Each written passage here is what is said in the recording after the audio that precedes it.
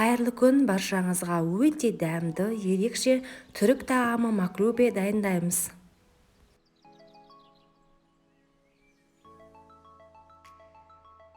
Ол үшін ең алдымен бір баялдымыздың осындай екі шетін алып тастаймыз, және де дөңгелетіп, қатты жіңішке емес, қатты жуан емес, орташа етіп турап шығамыз.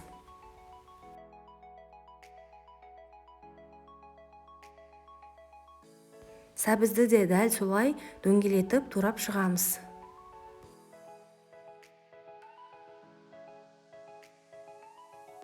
Және де картоп пен пиязды да дөңгелетіп турап шығатын боламыз. Етті ірілеу етіп турап шығамыз. Кез келген етті пайдалансаңыздар болады. Менде қойдың еті. Табамызға май құйып қыздырып, оған алдымен сәбізімізді салып, екі жағына аудара отырып, қып-қызыл қылып қуырып аламыз.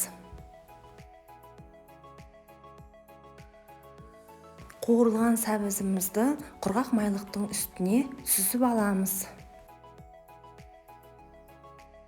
Келесі кезекте дәл солай картопымызды қуырамыз. Оны да қағаз майлықтың үстіне аударатын боламыз.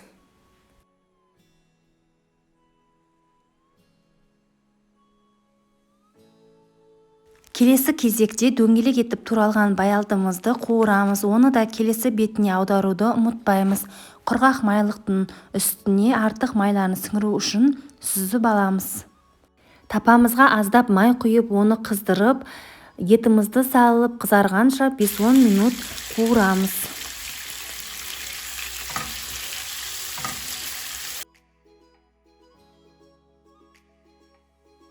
Дәміне қарап, тұз, қара бұрыш қосып араластырып, аздап судан қосып, табамыздың крышкасын жауып, жай отта шамамен 1,5-2 сағат етіміз толығымен пісіп дайын болғанша пісіретін боламыз. Пісіру барысында су азайып кететін болса, аздап судан қоссаңыздар болады.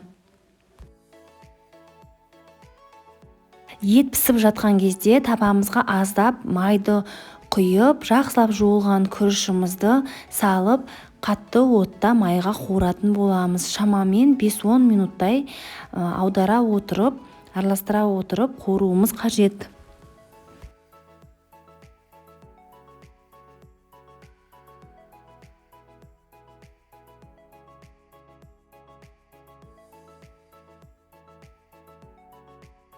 Дәміне қарап күрішімізге тұздан қосып араластырамыз. Маклюбемізді жинауға кірісеміз. Ол үшін шұңғылдау, асты жабыспайтын пешке қоятын ыдысымызға ең түпкі жағына пиязымызды осылай қойып шығамыз. Пиязды қойған соң міндетті түрде қасықпен үстінен нығыздап басамыз. Сонан соң етімізді саламыз, оны да салып болған соң үстінен қасықпен басамыз. Сол кезде біздің маклюбеміз шашылмай, бір тегіс болып, әдем болып түсетін болады.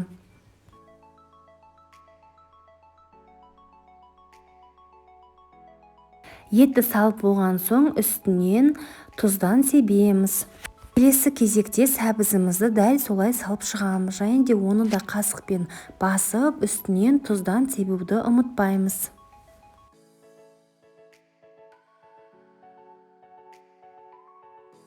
Картопымызды саламыз, оны да қасықпен нығыздап басып, тұздан себеміз.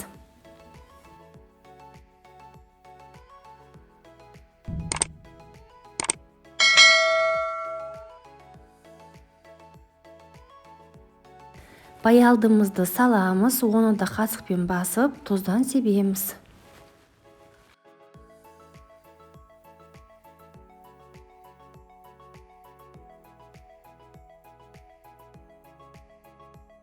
Соңынан күрішімізді салып, қасықпен жақсылап басып шығамыз.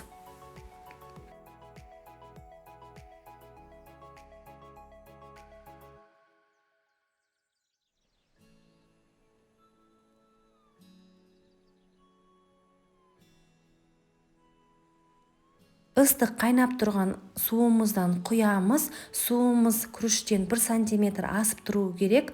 Ыдысымыздың крышкасын жауып, жай отқа 15 минутқа қоямыз. Дайын болған маклюбиямызды легенімізге аударамыз. Және де үстінен қасықпен ұрып шығамыз.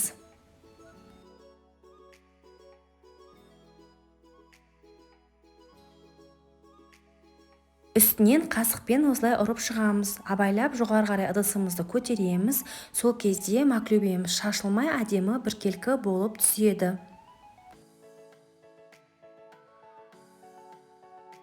Алдын-ала туралған салатымызды осылай салып шығамыз.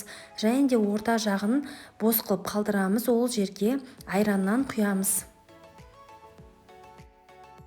Өз қалауымыз бойынша көк пияз, не болмаса ас көктен беткі жағына сеуіп шығамыз. Хит болған маклюбе тағамымыз дайын болды. Жасалу жолы өте оңай. Егер сіздерге видео ұнаса, поделиться батырмасын басып, достарыңызбен бөлісе отырыңыздар.